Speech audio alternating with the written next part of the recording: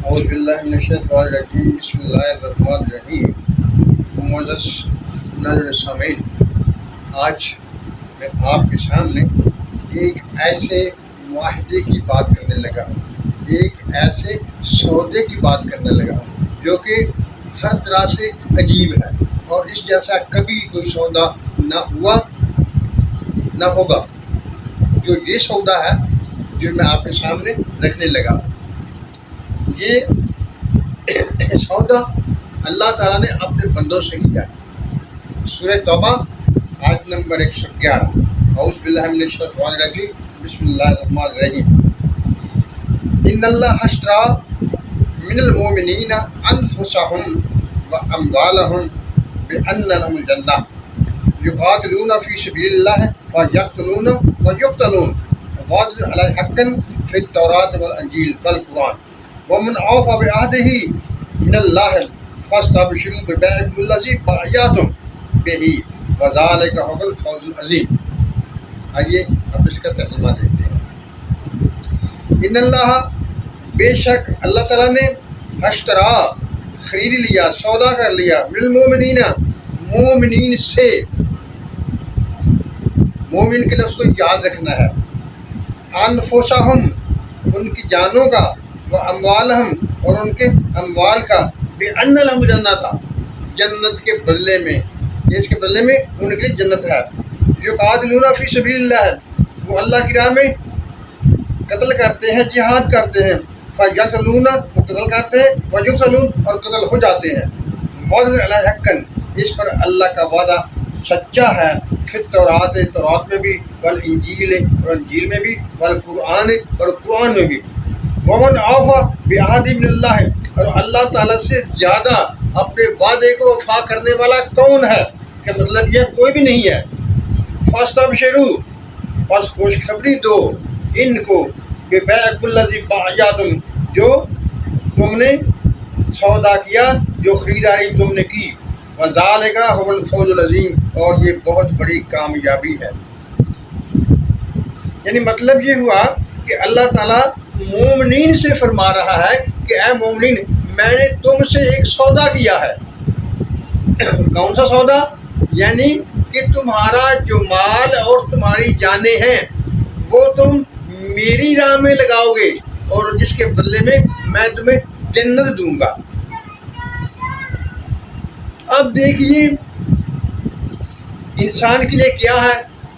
کیا انسان کے اختیار میں کوئی چیز ہے؟ کیا انسان کی ملکیت ہے؟ جبکہ اللہ تعالیٰ کا دعویٰ ہے قرآن شریف میں،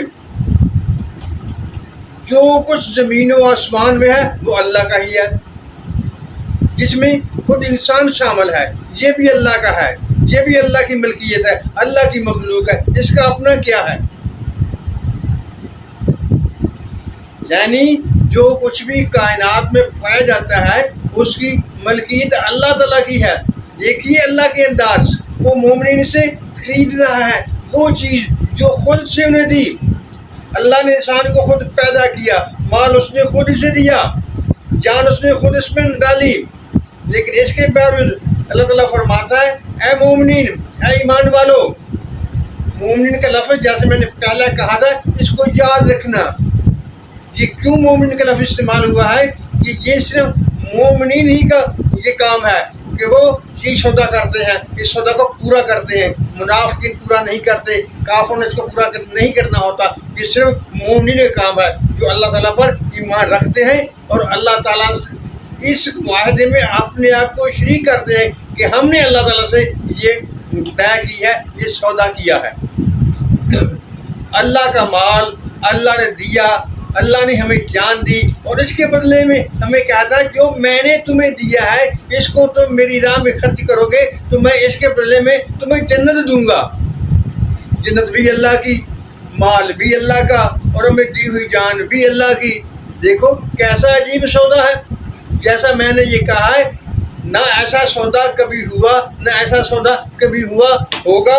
جی صرف اللہ تعالیٰ نے مومنین کے ساتھ سودا کیا ہے، اپنی دی ہوئی چیزوں کو مومنین کی ملکیت قرار دے کر اور ان سے ان کو دوبارہ خرید لیا۔ جیسا کہ شاید مرزا غالب نے کہا تھا، جان دی दी ही उसी की थी। हक तो यूं है कि हक अदा ना हुआ। जान दी यानी हमने अपनी जान को अल्लाह ताला की राह में कुर्बान कर दिया। जान दी ही उसी की थी, यानी ये जान जो हमने अल्लाह की राह में कुर्बान की है ये अल्लाह ने हमें दी थी। हक तो यूं है कि हक अदा ना हुआ, यानी उसी की चीज उसको लौटा दी। तो हमने क्या किया? इस मुआहदे में देखिए कि अल्लाह ताला का माल, अल्लाह ताला की जान जो अल्लाह ताला ने हमें दी, हमें पैदा किया, हमें जहाँ में भेजा, हमारे मुकद्दर में ईमान किया, हम मोमिन कहलाए, और हमसे सौदा कर लिया कि हम अल्लाह की राह में ये माल और जान कुर्बान करेंगे, तो इसके बदले में अल्लाह ताला हमें जन्नत अता करेगा, जन्नत देगा। अब देखिए, बसा औकात जैसा कि आजकल का दौर है, हुकूमतें होती हैं, कौमी बार्डर होते हैं, बैनुल-अक़वामी बार्डर होते हैं, जंगों का मौका नहीं होता है, जंगें इस तरह की नहीं जाती हैं। तो इस पर ये जो सौदा है ये कैसे इस पर अमल दरामद होगा? क्या हम इस सौदे से बाहर निकल जाएंगे या हमारे लिए भी कोई सूरत है? हाँ, बहुत सी सूरतें हैं जो इस मुआहदे की शक्ल में शामिल होती है। यानी जो माल हमें अल्लाह ताला ने दिया है हम अल्लाह ताला की राह में खर्च करेंगे। अगर हम जिहाद नहीं कर सकते तो उसके बंदों की खिदमत करेंगे, उनकी ज़रूरियात को पूरा करेंगे और अपनी पूरी क़ुव्वतें सर्फ करेंगे उसकी मखलूक की खिदमत के लिए, उसकी मुल्क के मफाद के लिए, उसकी मखलूक को फ़ायदा पहुँचाने के लिए। जैसा कि अल्लाह ताला ने एक जगह और कुरान में इरशाद फरमाया है कि वही बाकी बचेगा जो लोगों के मफाद के लिए होगा, और जो लोगों के फ़ायदे का नहीं होगा वो बाकी नहीं रहेगा। यानी उसका जहान में इसमें मौजूदगी भी उस वक्त तक रहेगी जब तक कि वह औरों के लिए फ़ायदेमंद रहेगा। जब वो औरों के लिए फ़ायदेमंद नहीं रहेगा तो इसका जहान में मौजूद कोई किसी काम का नहीं है और वो जहान में नहीं रहेगा। खुदा का दिया हुआ माल उसी की राह में खर्च करना, और इसके बदले में वो हमें वो मुकाम देगा कि जन्नत हमारा ठिकाना बना देगा, सिर्फ उसकी मखलूक़ात की खिदमत करने की वजह से।